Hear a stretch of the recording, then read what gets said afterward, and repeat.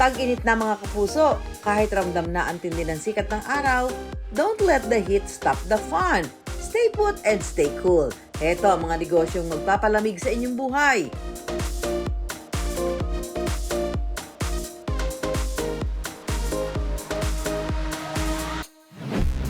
Sa tindi ng sikat ng araw, tila hindi obra ang papayong-payong lang. Kaya ang marami, todo pahid ng sunscreen, likido o cream na proteksyon ng balat mula sa matinding sikat ng araw. Ang business at real-life partners na sina Michael at Ralph, ito ang bread and butter. Dati sila mga empleyado sa isang korporasyon, pero mga business owner na ngayon. Yung dating needs namin na mahirap na kunin, ngayon even yung wants na bibili. Nangutang agad sila sa bangko ng puhunang 300,000 pesos. Agad pumatok at dumami pa ang kanilang mga beauty products. Pero ang talagang pumatok ang sunscreen. Dahil tirik na tirik ang araw, mamimigay tayo ng libreng sunscreen. Gusto niyo ba i-try itong bagong produkto nila? Yes! Kasi may sinasabi ka, white cast? Oh, Ano yung white cast ba? Yung pag may puti po sa ano. Ganda! So, ibig sabihin dito, parang kahit ano yung color ng skin mo. Nagtotone adapt siya. Nag-a-adapt siya. Ay, magkano kita? Before na masaya na kami sa mga 5 digits, every Ngayon? month. Ngayon parang 7. In terms of finances, talaga ang laki ng diferensya noon sa may negosyo ka na ngayon. Nagkaroon kami ng sariling bahay, may pinapatayo tayong warehouse and offices. Napatunayan ni Ralph at Michael na posible palang maging magkasosyo sa negosyo ang mag-partner sa buhay. Napakalaki ng role ng trust.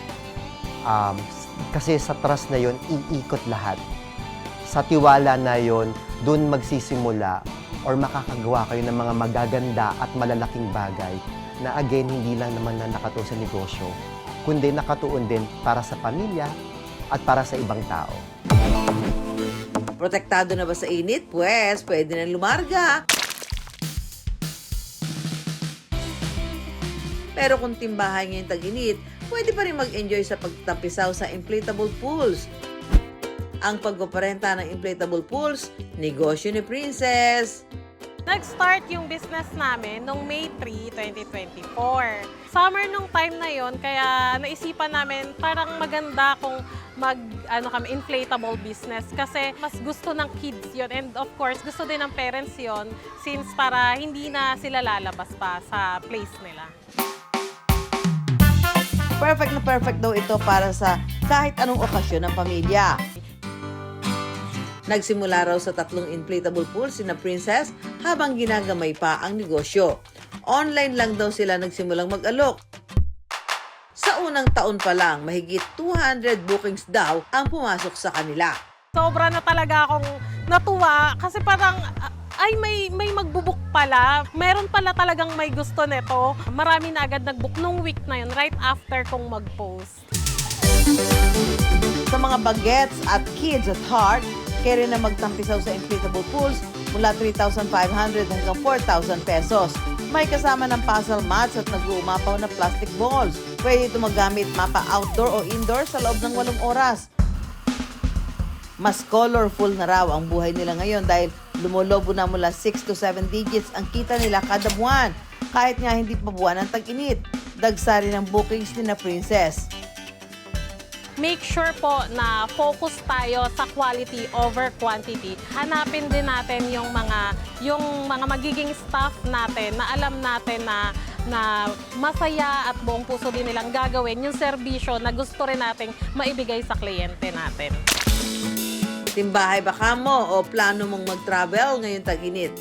Gawing mas memorable ang mga ganap sa pamamagitan ng travel magnets. Hilig ba mag-picture-picture all the time, everywhere?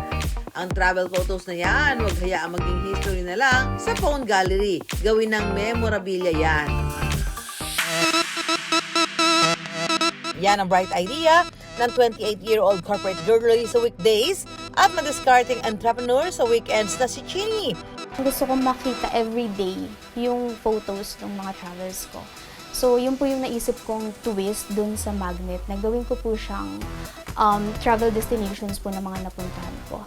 Nagsimula si Chini sa pagbebenta ng makinang gumagawa ng magnet. Kumita raw siya rito ng 6 digits. Pero humina ang negosyo nang dumami ang kakumpetensya.